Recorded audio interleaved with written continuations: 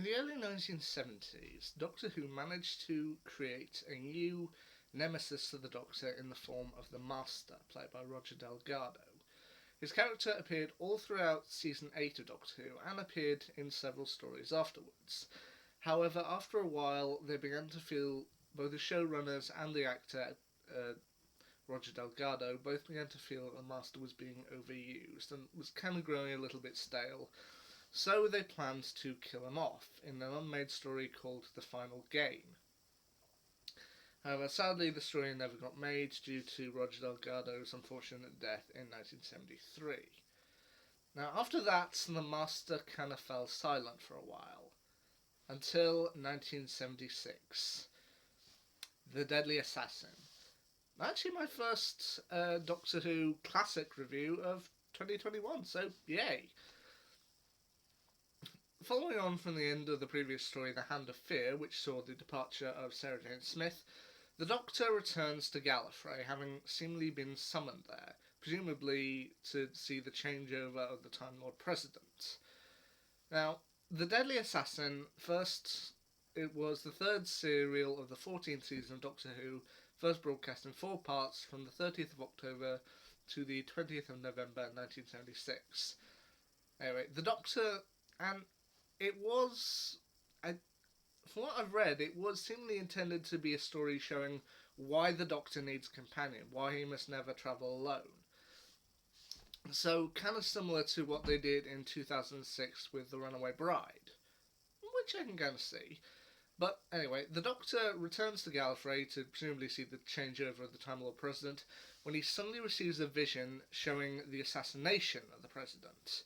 He kind of goes up there to try and find a way to stop it, but of course the President is assassinated, and the Doctor, played by Tom Baker, must find a way to prove his innocence and ultimately find out who is responsible. Now, one thing I like about this particular story is that while I do like having the companions with Doctor Who, and they are needed, I mean, the companions are the kind of metaphor for us, but it is nice, not all the time, but it is nice occasionally to have someone who doesn't need the Doctor to slow down for them.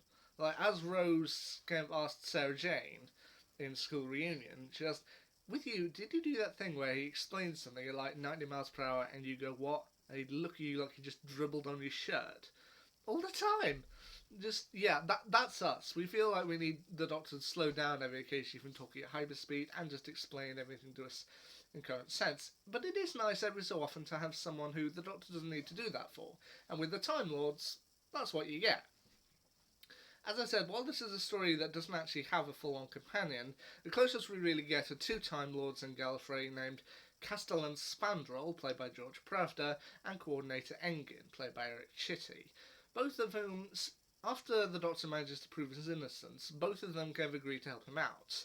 The Doctor manages to detect, using the message that he received originally, he manages to detect that there's some type of living mind or another entity living within the Matrix on Gallifrey, so he has to enter it, mentally enter the Matrix in order to find it, whilst being pursued through the Matrix by a bunch of different people, including the eponymous assassin.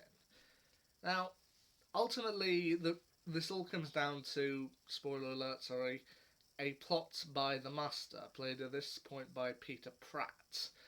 Now, the Master, who we haven't seen since Roger Delgado's last story, which I think is Frontier in Space, he is at the end of his regeneration cycle. He's used up all of his regenerations, and he is basically a charred husk. And he is looking for a way in order to extend his lifespan, and he plans to do this by essentially killing the Time Lord President, faking his own death so that he can be put in the same morgue, and then stealing the Sash of Rassilon and the Great Key in order to gain access to the Eye of Harmony, which will allow him to grant himself a full new regeneration cycle, even if it does mean the destruction of Gallifrey and several worlds beyond that. Now, one thing I will say about the Master here, there were 2 versions of the Master that were this kind of degraded form, this kind of dying form, this kind of crusty. Now, while I do think that they incorporated the actor, Jeffrey Beavers, a lot better with the curved costume on the second time round, you can actually see his mouth and hear him speak and all the like of it, I do slightly prefer the costume on Peter Pratt's version of the Master. As I said, it's not perfect. I mean, it is clearly a mask worn over the face, and sometimes the jaw moves, sometimes it doesn't. But just that image, that particular image of that version of the Master, that is just so sinister, and it's really creepy. And it fits perfectly well. You can believe that there's this cold, calculating genius underneath, but just this scarred face and melting in places. It's really, really creepy. Now, ultimately, spoiler alert, he's allied himself with a man named a Time Lord called Chancellor Goth, played by Bernard Horsfall, who I can't exactly remember what his deal was. I think it was that everyone assumed after the president stepped down, he was going to be next in line to be president, but then when he found out he wasn't, he kind of became a bit unhinged, a bit bitter, I'm not entirely sure, but he ultimately turns out to be the assassin, and they've got to find a way out to stop him.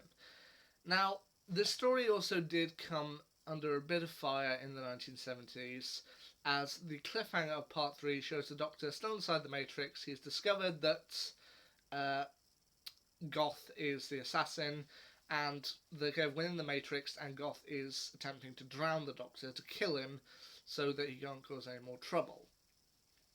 And the cliffhanger ends with the Doctor being drowned, or attempting to be drowned, and apparently that came under a lot of fire, especially with the Mary Whitehouse movement, who claimed that they should clean up television, and they said, well, you can't really show that because that'll scar children, because they'll be wondering whether the Doctor survived for an entire week. They'll think he drowned just for an entire week. Which, okay, I can't see what they mean. I mean, these days it probably wouldn't be that big a deal, but in the 1970s, I can kind of understand. But Kev, they do manage to sort it all out in the end, and it is nice that they see at the end. We see at the end, oh god, how to explain this? Basically, the world is saved. Although Gallifrey is heavily damaged, it's nothing they can't rebuild with time. A lot of people have died, and Barusa is just like to the Doctor. The place has been damaged, but at least the planet's safe. Now, there's a lot of reparation work to be done. Doctor, be off with you. It's like, gladly. But I do love the kind of... oh god, what's the word for it? I do love the kind of party between the Doctor and Barusa, who at this point in time is played by Angus MacKay. It's clear that Barusa isn't entirely fond of the Doctor, but he does kind of respect him after a while. I do love one of the final lines in the episode is that, or in the story, is Barusa saying, right, you can be off now, gladly. It's just like, Doctor, yes, 9 out of 10. Thank you. Just like, I love that. It's just like any other person would have probably been, why only 9?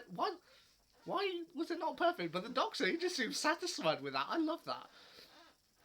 And I do love with the ending how when the Doctor leaves in the TARDIS, the Time Lords also spy the Master disappearing off in his TARDIS, which at this point is a grandfather clock.